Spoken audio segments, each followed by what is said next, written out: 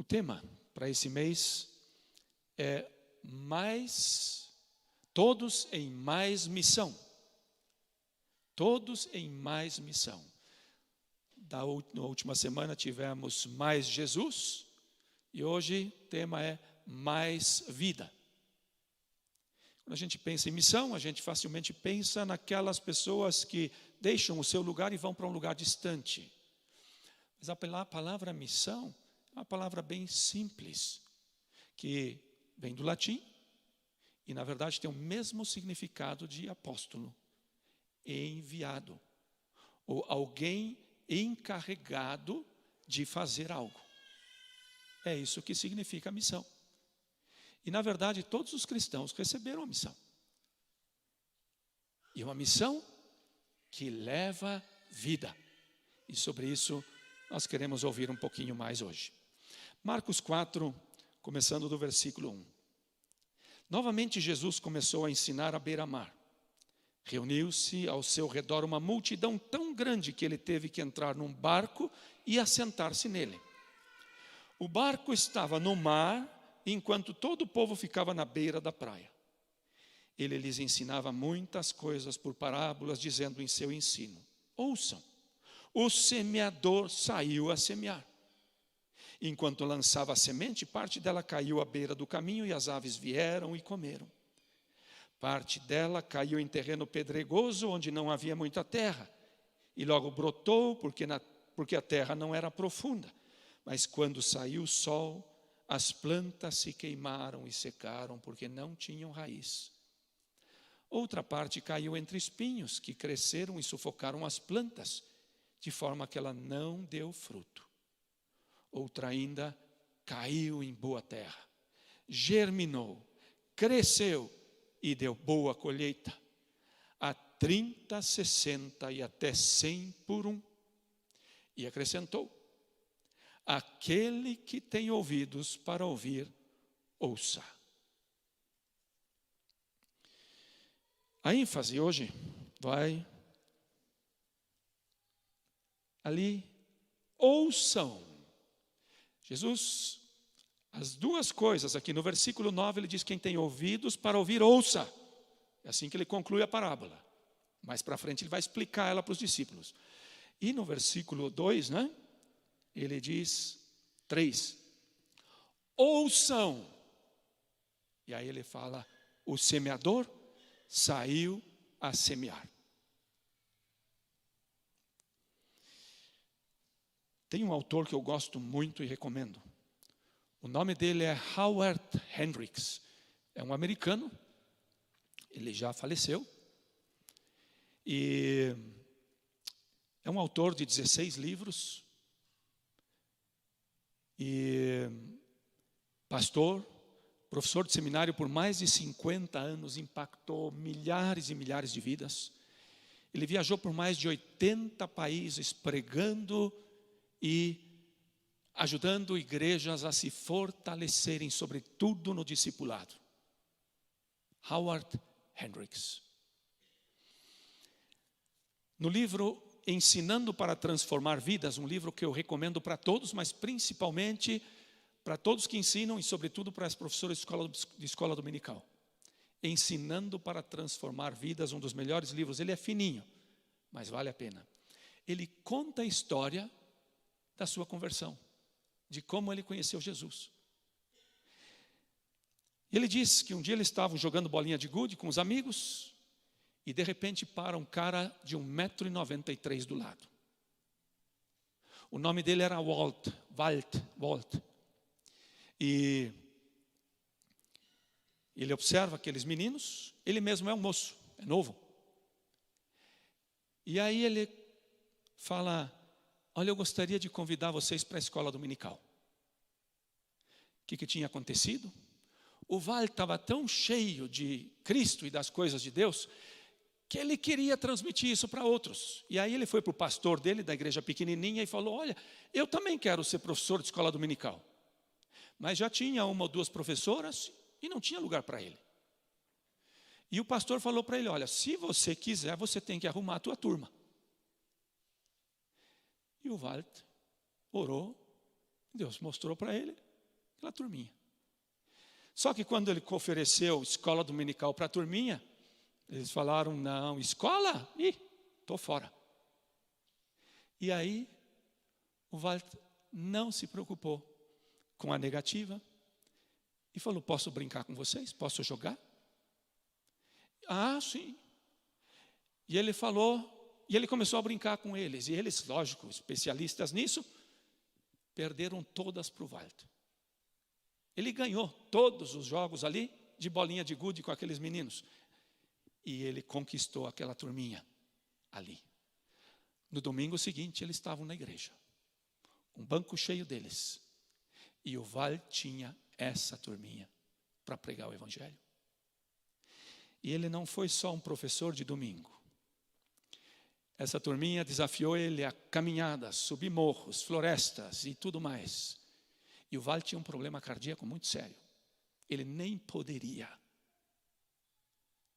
Mas ele se doou. Ele falou, estou aí e vou semear no coração e na vida desses meninos.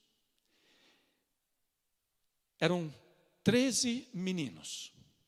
9 deles, inclusive Howard, vieram de lares destruídos. Os pais do Howard já se separaram antes de ele nascer. O que é impressionante, 11 deles não só ficaram firmes com Jesus, mas se transformaram em obreiros de tempo integral na igreja, pastores e missionários. E tudo começou com um homem que era alto, sim, possivelmente bem desengonçado, problema cardíaco, sem ninguém na igreja para ministrar, que decidiu sair e semear.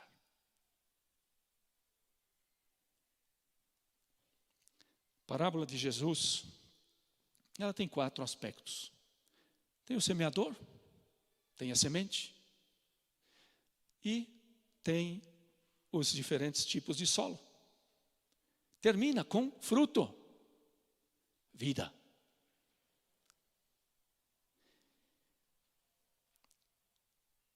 Os 4 solos mostram, na verdade, o coração do homem.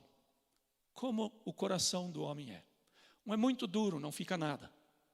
O outro até recebe por um pouquinho, depois tudo murcha e vai. O outro está tão cheio de coisas, esse coração, que sufoca aquilo que é de Deus. Mas é interessante, Jesus coloca ênfase, não nesses 3 primeiros. Ele fala, olha, isso acontece. Ele coloca ênfase no último. E ele diz assim, a outra parte, versículo 8, caiu em boa terra. E aí Jesus disse, ela germinou, ela cresceu e deu boa colheita. 30, 60 e até 100 vezes.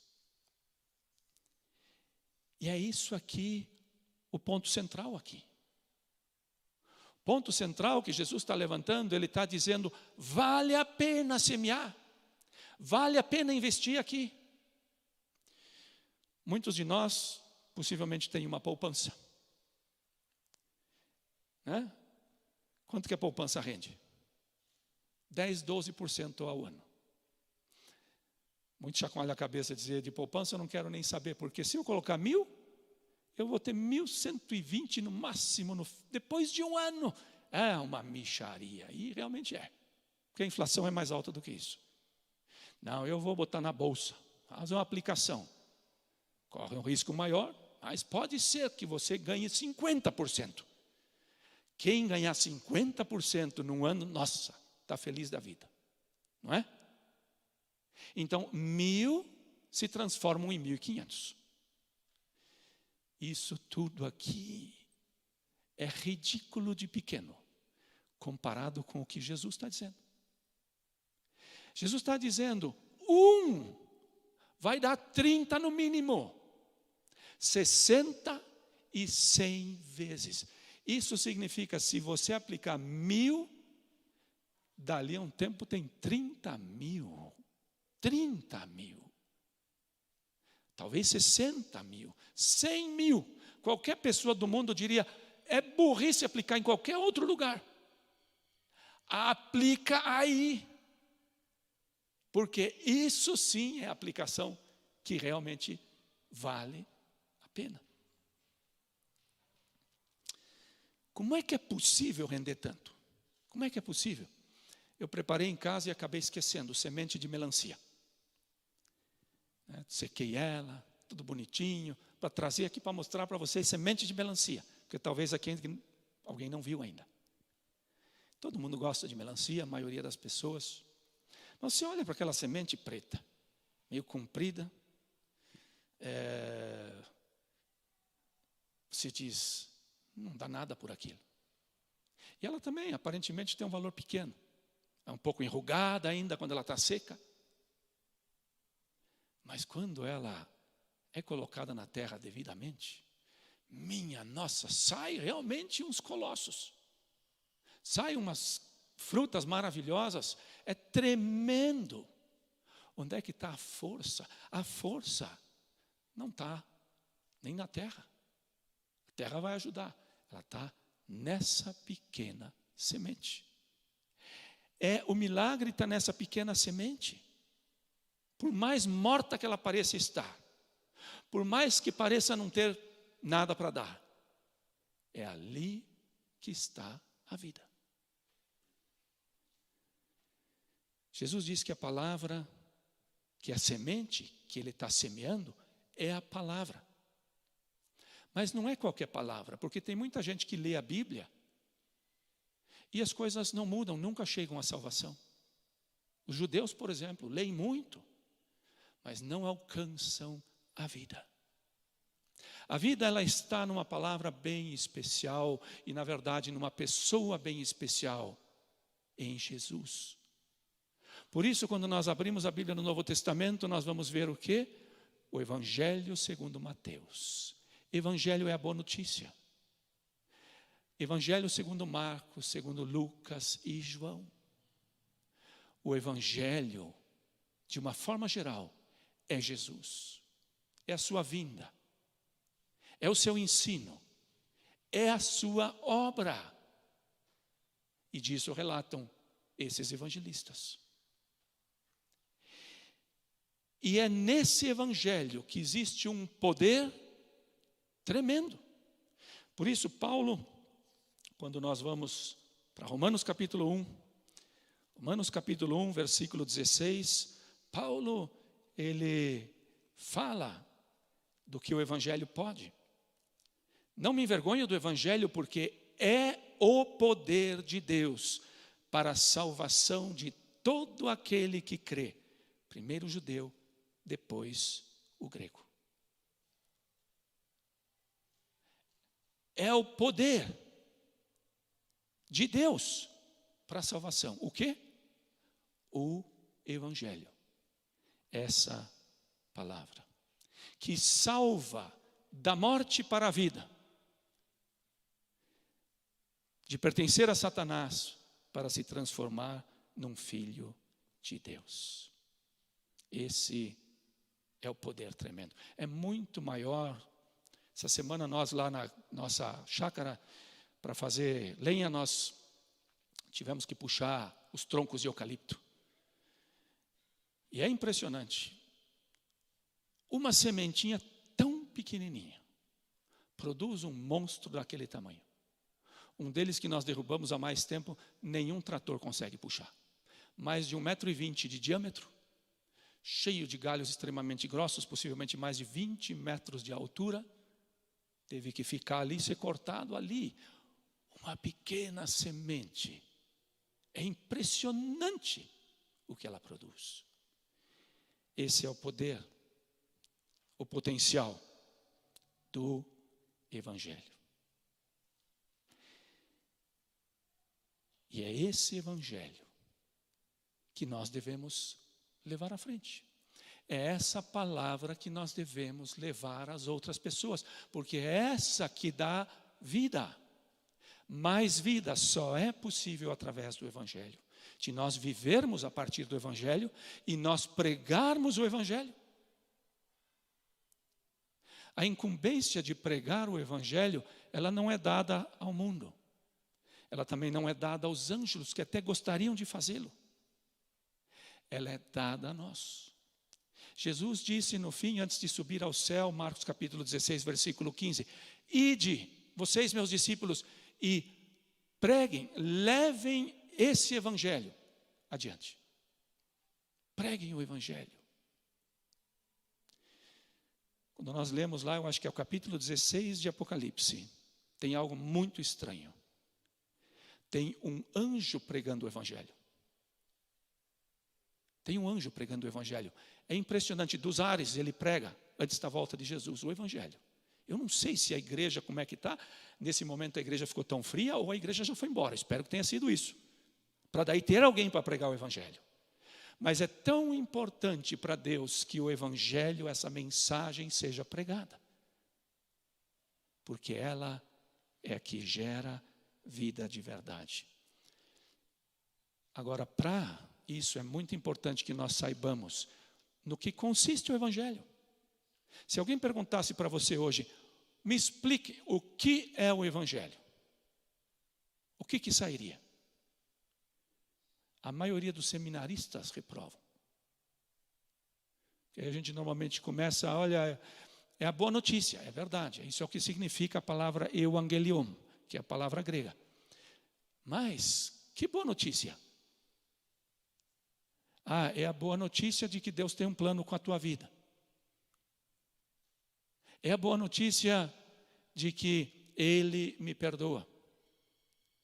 É a boa notícia de que com Jesus tudo vai dar certo. Pelo menos é um evangelho que está se pregando aí.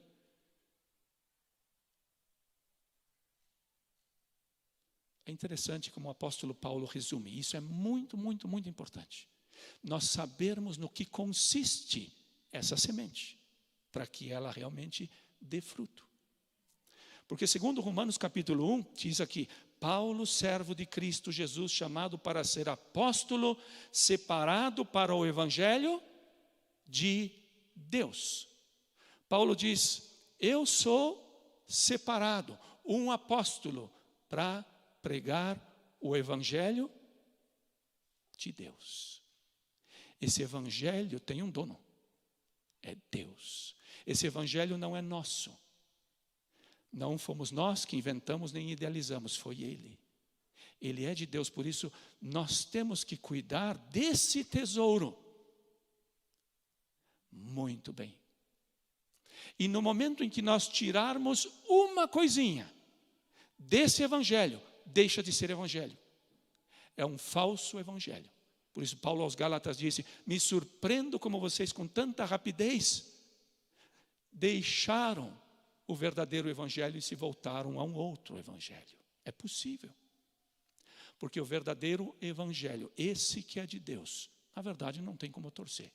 Ou ele é verdadeiro, ou ele é falso.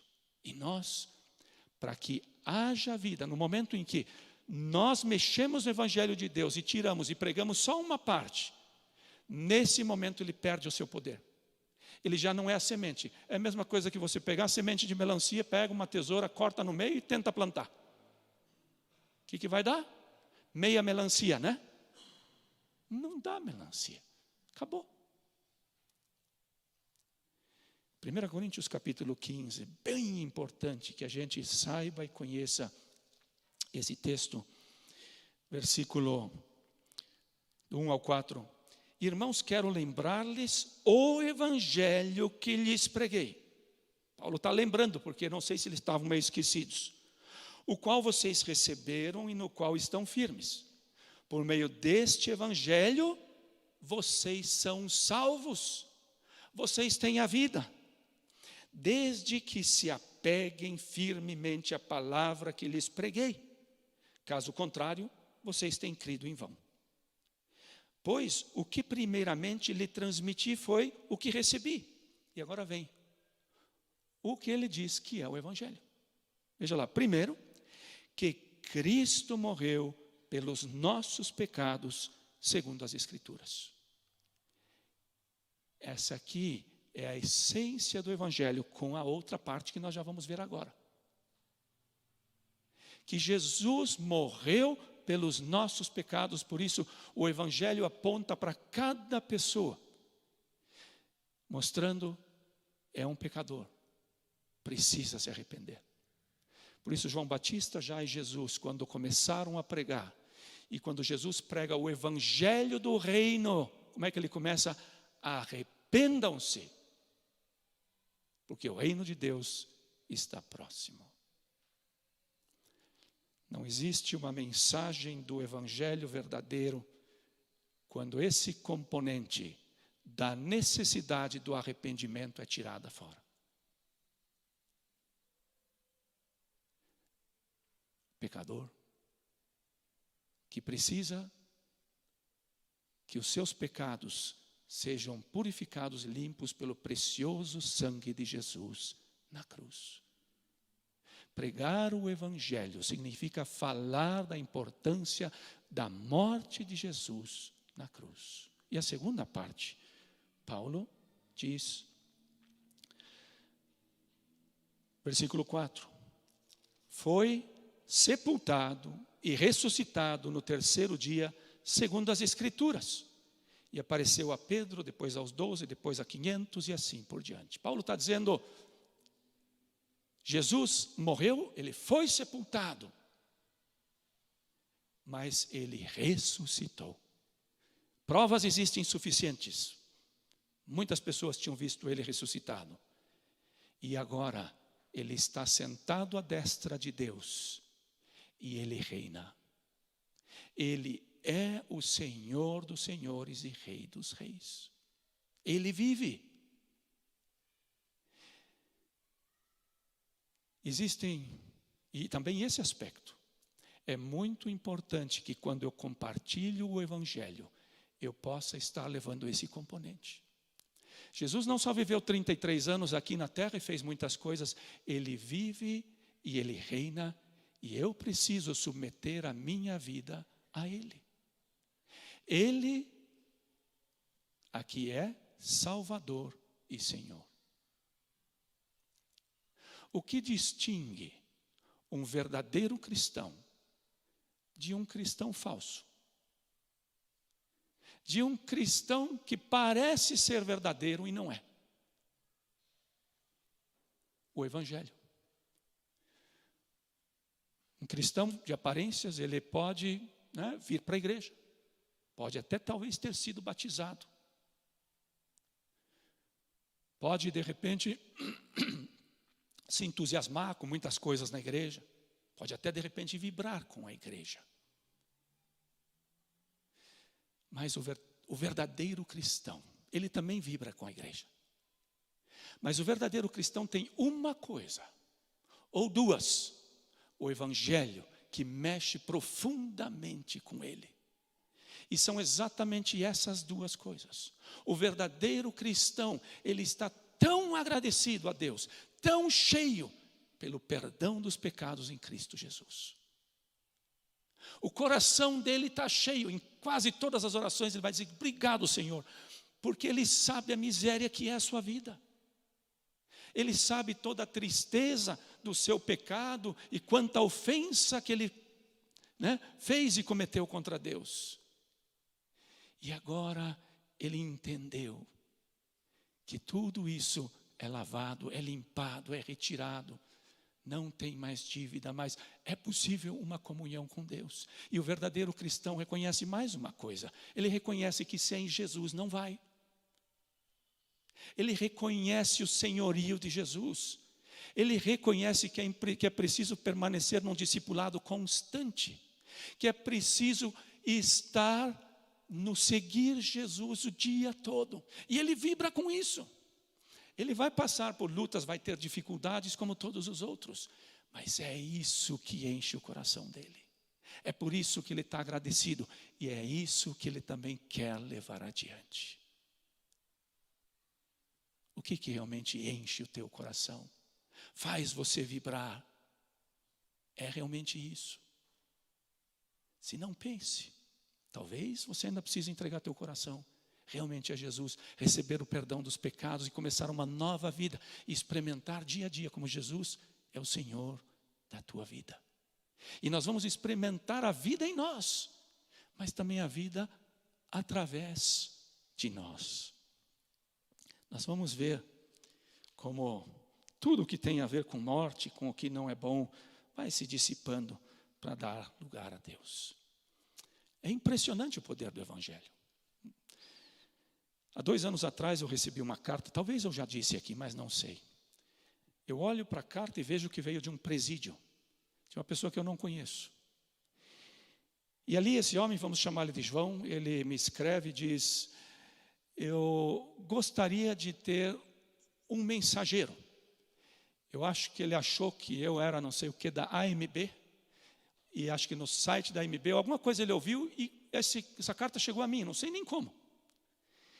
E eu lembro que eu coloquei o mensageiro, escrevi uma carta, fazendo algumas perguntas para ele, tudo. Na outra ele me escreveu falando da sua entrega a Jesus.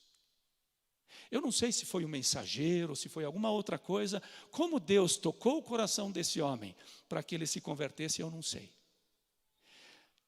Eu já tenho uma pilha assim de cartas, porque nós já nos escrevemos bastante, algumas cartas se perdem porque não chegam a ele, algumas não chegam a mim. Mas estamos em nós fazemos questão de ler como família.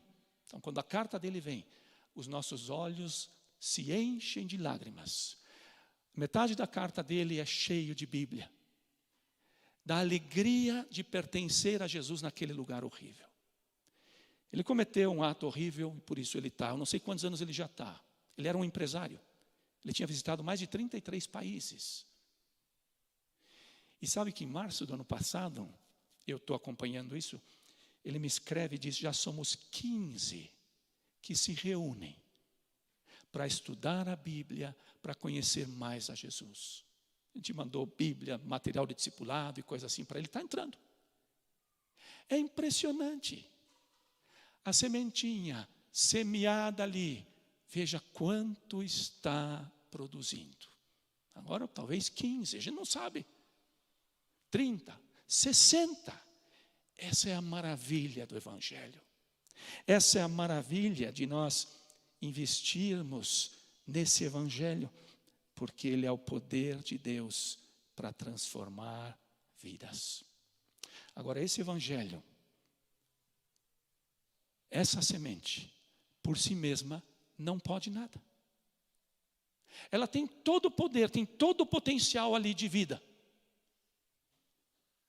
Mas o que é importante?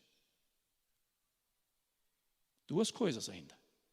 A primeira coisa, se alguém não pega aquela semente e leva até o lugar onde ela deve crescer, ela não vai fazer efeito nenhum. Por isso Jesus diz: ouça, o semeador saiu a semear. A semente toda, podia ter um saco lá com 50 quilos de semente, não aconteceria absolutamente nada. Precisava do semeador. E quando o semeador saiu a semear, aconteceu um milagre. De repente, fruto, vida. Semeadores estão aí. Você e eu. Para isso nós fomos chamados. Ele não encarregou o seu evangelho precioso a anjos, nem às pessoas do mundo, mas a nós. Para que levássemos como uma mensagem da nossa vida, mas que também abríssemos a nossa boca. Paulo mesmo diz lá em Romanos 10, como ouvirão se ninguém falar, se ninguém pregar? E não é tarefa só dos pregadores, é a nossa tarefa. Nós podemos e devemos. Isso não significa sair por aí e dizer: você é um pecador, e assim por diante. Peça a Deus a estratégia, Ele vai te dar. Eu muitas vezes começo pelo céu. Eu digo: você sabe que existe um céu e um inferno? Quase todo mundo diz sim. E aí eu digo: para onde é que você vai? Eu acho que eu vou para o céu. E aí eu começo a conversação a partir dali. Ou às vezes começo simplesmente, sabe, eu vejo na Bíblia, ela tem uma palavra estranha, evangelho. O que é evangelho? A pessoa me diz alguma coisa que tem a ver com Jesus. Eu falo: está no caminho certo. Mas o que tem a ver com Jesus que é tão evangelho, que é tão bom? E a pessoa não sabe, aí eu pergunto para ela, só pergunto, posso te explicar o que é o evangelho? E aí eu explico. Eu falo, a nossa situação diante de Deus está horrível. Ninguém faz média com Deus. Nós não temos nenhum 2 com Deus. É 0. Nós precisamos de Jesus, que é 10. Ele sim. E aí, vou explicando. Mas, não pense que Deus só quer que você venha para a igreja, talvez contribua aqui e ali. Não, Deus quer. E escolheu você para ser um semeador. Se você tem 10 e conhece a Jesus, ou se você tem 100 e conhece a Jesus, é isso. No lugar onde você estiver, as portas que Ele abrir, ali semeia. A outra coisa que é necessária, depois da semente, do semeador, mas eu vou concluir, sei que vocês já ouviram bastante, é a fé. É a fé, é essa semente cair no solo bom. E Jesus, a gente se preocupa, às vezes, não, se eu falar, a pessoa não vai aceitar. Jesus já disse que não vão aceitar, que o diabo vai tirar. Jesus já deixou bem claro. E Jesus mesmo falou, olha, dos 4, só um solo dá 25%. Então vale a pena, semeia. Eu não vou ficar bravo se você semear o evangelho lá e não nascer. Semeia, porque tem evangelho para todo mundo. É o poder de Deus para todo aquele que crê. Todo aquele que crê. Agora, isso não é obra minha, isso é obra de Deus. De Ele abrir o coração daquela pessoa, do Espírito Santo trabalhar naquele coração. Às vezes eu ficava tão preocupado também, como teólogo, né? A minha evangelização durava meia hora, porque eu tinha que explicar um monte de coisas. Não, é Deus quem vai fazer isso na vida daquela pessoa, fica tranquilo. O semeador semeia, ele não fica cutucando a semente. E essa tua tarefa e minha tarefa. O que tem enchido o teu coração? Essa mensagem do evangelho. Talvez hoje justamente isso tem que ser renovado na tua vida. Que Deus, diga a Deus, abra os meus olhos para que eu veja a grandeza da tua salvação. Como é precioso. E que a partir daí, gratidão no coração, você queira compartilhar com outros, sabendo que é o melhor investimento. E se Deus usou um Walt, se Deus usou um mensageiro, um calendário, Ele pode usar você. Ele quer usar. Por isso, se coloque diante dele, vamos levantar. Vamos orar. E vamos também pedir ao Senhor que Ele nos encha. Obrigado, Senhor, por essa parábola. Na verdade, tão simples, mas tão cheia de ensino para nós. Obrigado, Senhor, e muito obrigado porque o Evangelho nos tem alcançado. Que tremendo, Senhor, poder ter tido os olhos abertos num momento e ver que eu precisava tanto do Senhor e também tantos aqui. E de dizer, Senhor, eu não preciso do Senhor só como Salvador para purificar o meu pecado, eu preciso do Senhor sempre, sempre, sempre. Eu não te solto. E o Senhor também diz, ninguém arranca você da minha mão, eu vou conduzir a tua vida, obrigado por isso. E o Senhor colocou essa semente nas nossas mãos. Cada um de nós que somos teus, recebemos essa semente preciosa. Que o Senhor nos ajuda a ver a preciosidade que ela tem também para outros que não te conhecem, que estão nas trevas, que vivem vidas tão tortas, tão distantes, que talvez estão procurando a luz, talvez já são um terreno preparado. Ajuda-nos a levar esse evangelho completo, com a nossa vida, mas também com a nossa boca. Encha-nos com intrepidez, com coragem, e ajuda-nos a ser sensíveis à tua voz, do que dizer, quando calar, quando orar, quando compartilhar, quando visitar.